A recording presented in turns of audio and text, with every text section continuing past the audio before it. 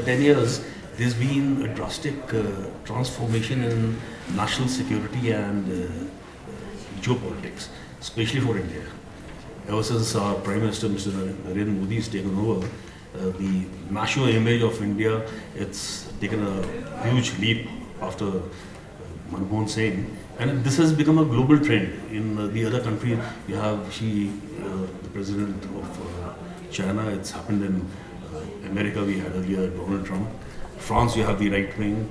Even in Britain, it's aggressive politics. What's been the changes which have occurred over the last 10 years? Apart from the political leadership, what do you see the difference in the perspective of the common man, especially with the WhatsApp University, the television gladiators, everyone is talking big. Are things getting more aggressive and dangerous, or you see people getting more learned and more intellectually oriented towards this? Thank you so much, sir, for the wonderful questions. And thank you to Almora Literature Festival for having a session on foreign policy, because it's generally assumed that foreign policy and IR, international relations, is very detached from literature. But there's a big volume of literature on foreign policy which we need to take cognizance of. But just to start with your question, in the last 10 years, a lot has changed in international politics as well. So, given the fact right now, just 2-3 changes which have happened. There was the devastating COVID-19 pandemic, which set the entire global economy tumbling down, and it happened to us as well. Public health infrastructure across the world came crashing down, and a lot of associated changes happened. Okay, what happened? Now, given the fact that India is known as the generic drug platform of the world, we produce vaccines at cheaper rates than the West. Our vaccines do not have the sort of track record which Western vaccines have. They're producing some sorts of side effects, etc. Our vaccines have not proved to be that. So here is in India. Why does it need to have challenges from the West and East? As a person also, we know that we would try to challenge only that person who we think can challenge us. Before that person can become a potent challenge, it's best that we contain her. So India has a lot of potentials, and it is emerging. Even right now, the IMF in 2023 has said that India is one of the bright spots in the global economy. So, we have our worldview, which is very different from the West, which is very different from the East. We say Vasudeva Kutumbakam, the world is one family, which is why we will take cognizance of issues which the West does not want to talk about. Okay, Russia-Ukraine war is happening. We all know that it's happening. It's a terrible thing which is happening. We were expected that we either say vote against Russia or vote for Russia. Why do we need to get involved in a war which is thousands of kilometers away from our borders? Who even made a statement when China kept attacking us at the borders? We're still in a conflict, military conflict with the Chinese. It's not been resolved. Who made a statement? Who condemned China? No one. Why is it expected that India makes a statement and condemns Russia? Our national interests also matter. So a lot of this has been changing. The world wants India to make a condemnation because India is important, definitely.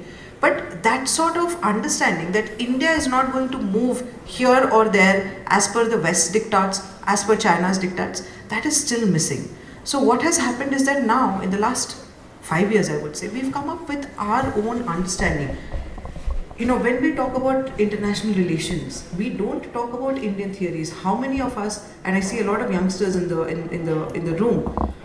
I have been a lecturer of international relations for ages, but even in my class, I start with Westphalian theories, or I start with theories which are very Western in origin. I try to include Indian theories as well, but that doesn't happen. So we have Kautilya, he's produced Arthashastra, and there is a lot of literature.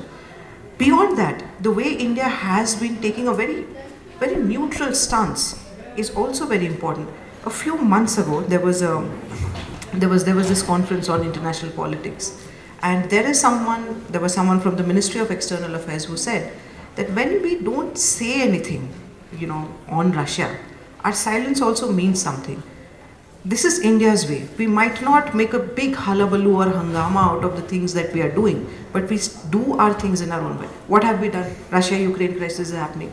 We talk about Vasudeva Kutumbakam, G20, world as one family. What have we done? We understand that just taking sides or not taking sides does not really mean anything for third world countries or for developing countries. There's a huge oil prices. Oil prices have skyrocketed. Let's talk about that. Food prices are escalating. Let's talk about that. India talks about each of these at every multilateral gathering. That is something which is pioneered by India. West doesn't do that. China doesn't do that. So there is a huge change. International politics has become a part of our lives. Back in 2006, when I started doing my master's in international relations, it was still very far away, it was distant. It didn't affect human lives the way it affects now. The pandemic is one example. It's because of globalization and the movement of capital or people, etc., which is why it truly became a pandemic and all of us saw the effects of that. Russia-Ukraine crisis is happening thousands of kilometers away. But ये सबको पता है कि आपको भी जब गाड़ी में फ्यूल डाल के जाना होता है, आपको भी you also have to pay extra money, and that burns a hole in the pocket. So it's deeply entrenched. India has a lot of potentials right now to leverage things in its own way. We are the world's most populated country. We also have the world's best demographic dividend because we have the highest number of young people in the world. And as we know, young people also come in with a lot of innovation, newer ideas, how to address newer challenges. So we have that. We have all of those potentials. We are also looking into newer arenas of warfare, biological warfare, cyber warfare, information warfare, which sir would know better. So India has been doing a lot of things.